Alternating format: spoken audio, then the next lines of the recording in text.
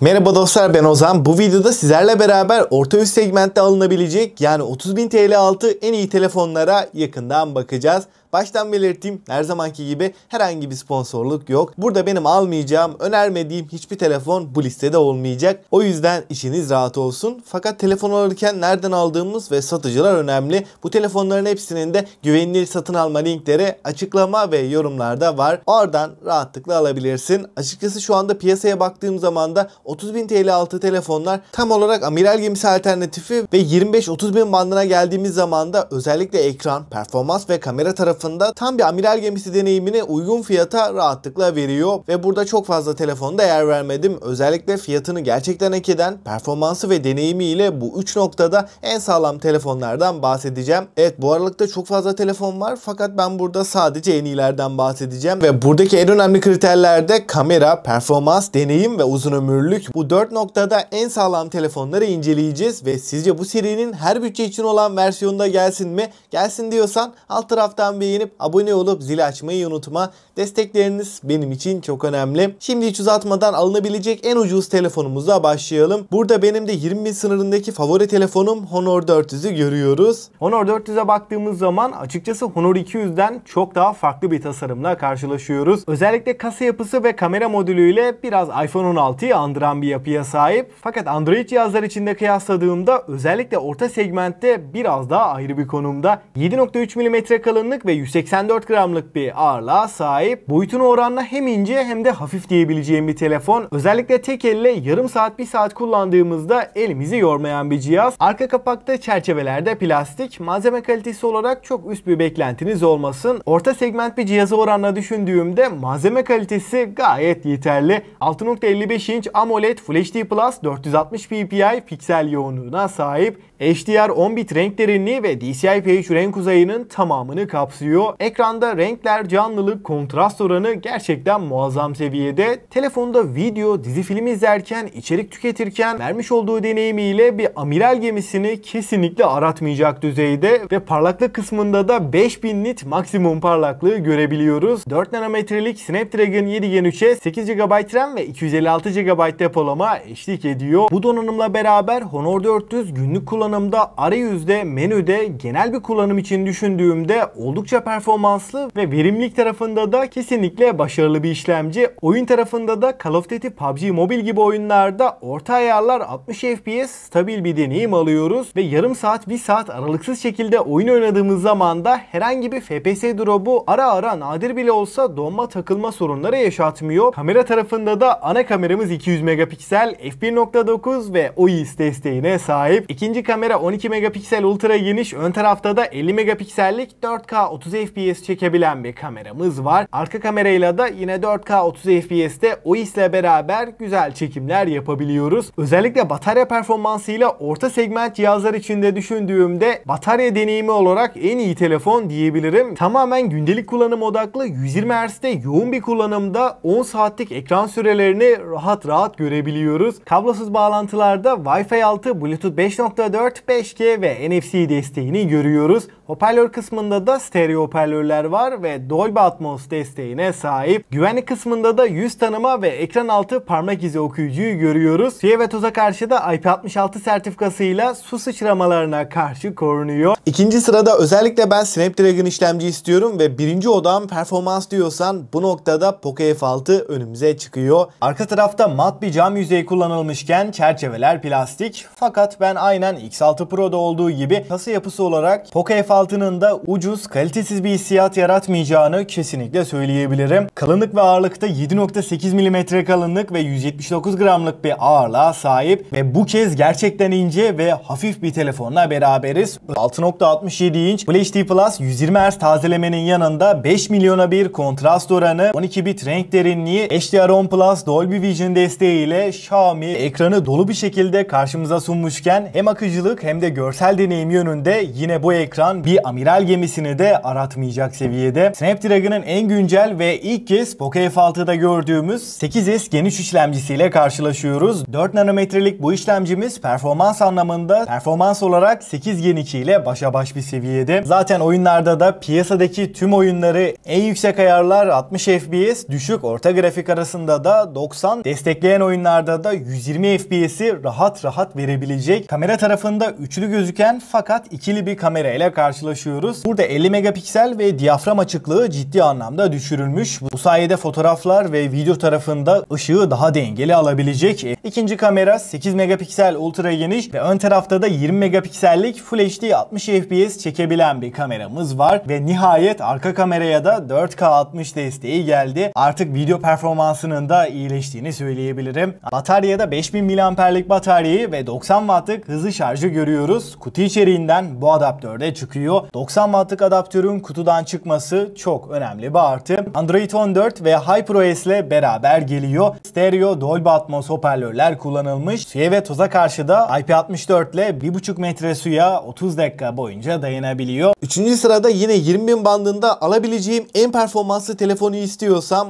bu noktada Poco X7 Pro'yu görüyoruz. Açıkçası tasarım olarak baktığımda önceki Poco'nun X serisi modellerinden daha sade, daha şık bir telefonla karşılaşıyoruz. Buradaki tasarım biraz iPhone 16'ya da benziyor. 6.67 inç AMOLED Full HD Plus çözünürlüğün yanında 446 ppi piksel yoğunluğuna sahip. Tabii ki 120 Hz tazeleme, Dolby Vision, HDR10 Plus gibi en üst düzey teknolojiler bu ekranda var ve 12 bit renk derinliği DCI-P3 renk uzayının %100'ünü kapsamasıyla ekranda renkler, canlılık ve kontrast oranı muazzam bir seviyede diyebilirim. Ekran deneyimi anlamında sanki bir orta segment değil de üst segment hissiyatı veriyor. 3200 nit maksimum parlaklıkla ne dışarıda güneşli ortamlarda ne de kapalı ama yoğun ışıklı ortamlarda bile ekranı görmekte hiçbir şekilde zorluk yaşamıyoruz. MediaTek Dimensity 8400'ü görüyoruz. MediaTek'i duyduktan sonra videoyu kapatmayın. Çünkü bu işlemci hem performans hem de verimlilik tarafında kusursuz. 8 ve 12 GB olarak iki farklı RAM, LPDDR5X en güncel en performanslı RAM'lerle beraber geliyor. 256 ve 512 olarak iki farklı depolamada var. Antutu'da da bu işlemci 1,5 milyonu görüyor. Bu işlemciyle beraber oyun tarafında Genshin Impact gibi sistemi en çok zorlayan oyunlarda en düşük ayarlar 120 FPS, en yüksek ayarlarda da 60 FPS'i rahat rahat alabiliyoruz. Ana kameramız 50 megapiksel f1.5 ve Sony'nin IMX882 sensörü burada kullanılmış. Fotoğraf çekim kalitesi olarak ana kamera ışığı doğru bir şekilde aldığınızda ışık yeterli ise gayet iyi sonuçlar veriyor. Kontrast oranı ve doygunluk iyi seviyede, renklerde abartıya kaçmıyor. Fotoğrafların detaylarında da çok fazla kayıp yaşamıyoruz. Ama ultra geniş açıdan çok bir şey beklemeyin. Günü kurtaracak seviyede. Fotoğraf kalitesi olarak orta segment bir cihaza oranla ana kamera başarılı. Ultra geniş açı vasat diyebilirim. Fakat video tarafında geliştirmeler var. Nihayet 4K 60 FPS desteği geldi. 6000 mAh batarya ve 90 Watt hızlı şarjla birlikte geliyor. Sıfırdan 100'e de ortalama 45 dakikada tam olarak doldurabiliyoruz. Yazılımda da Android 15 ve HyperOS 2.0 ile gelirken 3 yıl Android, 4 yılda güvenlik güncellemelerini alacak. Hoparlör kısmında stereo hoparlörleri görüyoruz. Suya ve toza karşı da IP68 sertifikasıyla 1,5 metre suya 30 dakika boyunca dayanabiliyor. 4. sırada her yönüyle düşündüğümde amiral gemisi deneyimi veren en ucuz telefonu istiyorsam S24 FE önümüze çıkıyor. Tasarımsal açıdan S24 FE'ye baktığımda ilk dikkat çeken nokta daha büyük ve daha ince bir telefonla karşılaşıyoruz. Burada kasa yapısı, kenar çerçeveleri daha keskin hatlarla geliyor. Arka kapak cam, çerçeveler alüminyum. Çerçeveler S23 FE'ye oranla inceltilmiş durumda. 6.7 inç dinamik AMOLED 2X panel, Full HD Plus çözünürlük ve 120 Hz tazelemeyi görüyoruz. Bunun dışında HDR10 Plus, DCI-P3 renk uzayı, 5 milyona bir kontrast oranı gibi bir ekranda görebileceğimiz en üst düzey teknolojiler S24 FE'ye konumlandırılmış. Samsung'un kendi üretimi olan Exynos serisinde benim en beğendiğim işlemcilerden Exynos 2400'ün E versiyonunu görüyoruz. Bu işlemci S24 ve S24 Plus'ta gördüğümüz 2400'ün %10 civarı kısılmış hali. Fakat buradaki işlemci Snapdragon 8 Gen 2 ile başa baş diyebilirim. PUBG'de düşük ayarlar 90 FPS, en yüksek ayarlarda 60 FPS'i rahatlıkla alabiliyoruz. 8 GB RAM, 128, 256 ve 512 GB'lık 3 farklı depolama ile geliyor. Kamera kısmında arkada üçlü bir kamera sistemini görüyoruz. Ana kameramız 50 megapiksel f1.8 OIS desteğine sahip. İkinci kamera 12 megapiksel f2.2 ultra geniş. Üçüncü kamera olarak da 8 megapiksellik f2.4 3x optik zoom yapabilen telefoto kamerasına yer verilmiş. Ön tarafta da 10 megapiksellik 4K 60 FPS çekebilen bir kameramız var. Arka kamerayla da 8K 30 ve 4K 60 FPS OIS destekli videolar çekebiliyoruz. 4700 mAh batarya ve 25 Watt hızlı şarjla beraber geliyor. Kutu içeriğinden her zamanki gibi telefonumuz ve Type-C şarj kablosu dışında bir şey çıkmıyor. 5. sırada özellikle performans, ekran ve batarya konusunda bu 3 noktada tam bir amiral gemisi deneyimi istiyorum. Bu fiyatlarda alabileceğim en sağlam telefonu istiyorsam kanalda da detaylı incelemesi olan Poco F7'yi görüyoruz. Şimdi ilk olarak tasarımla başlayalım. Açıkçası Poco'nun F serisinde her sene olduğu gibi yine oldukça farklı ve yenilenmiş bir tasarımla karşılaşıyoruz. Kasa yapısı kamera modülüyle ben buradayım diyor. Renk seçenekleri de değişmiş durumda. Özellikle bu siyah ve gri tonların olduğu ikili renk geçişi cihaza çok daha ayrı bir hava katıyor. Ama tabii ki bu renk limited edition, yani özel üretim, sınırlı seri. 7.9 mm kalınlık ve 219 gramlık bir ağırlığa sahip. Boyutuna oranla ağırlık orta seviyede, fakat ağırlığın kasaya oranla gayet iyi olduğunu söyleyebilirim. Yani açıkçası bu boyutlarda 230 gram görsek ben çok fazla şaşırmazdım. Ve F7'de tasarım tarafındaki en önemli geliştirme kesinlikle malzeme kalitesi. Arka kapak cam, çerçeveler alüminyum. Elde tutarken hissiyat anlamında çok daha premium bir telefonla karşı karşıyayız. Ve burada kesinlikle F6'ya oranla malzeme kalitesi ciddi anlamda gelişmiş durumda. Ekran tarafında da orta segmentteki en büyük ekranla karşılaşıyoruz. 6.83 inç AMOLED Full HD Plus 447 ppi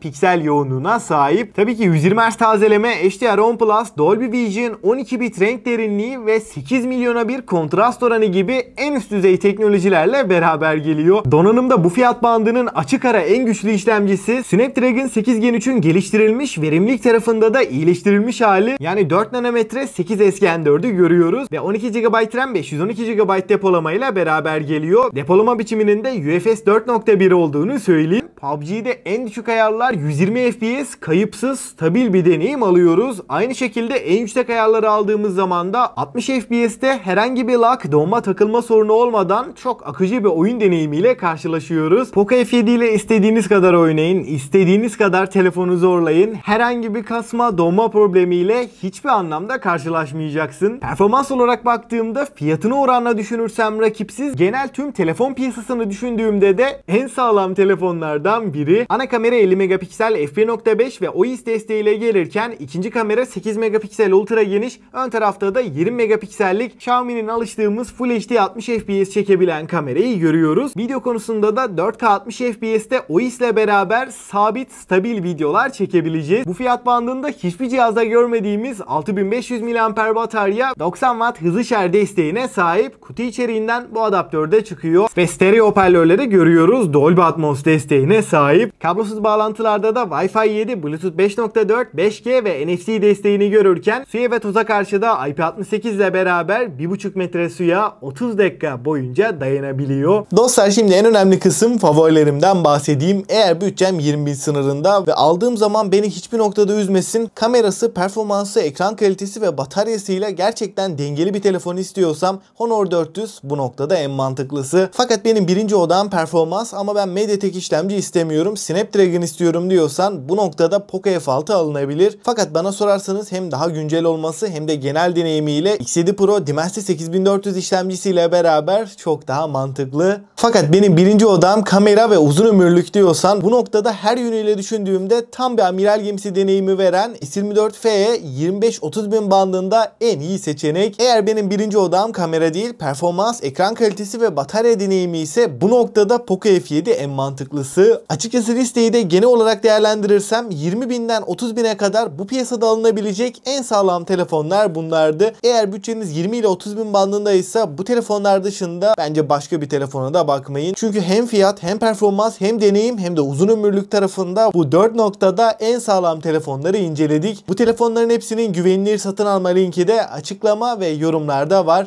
Oradan rahatlıkla alabilirsin. Bu serinin devamı için de alt taraftan beğenip abone olup zili açmayı unutma. Destekleriniz benim için çok önemli. Ve bu videodan bu kadar diyelim. Ben Ozan. Sonraki videoya kadar kendinize çok iyi bakın. Hoşça kalın.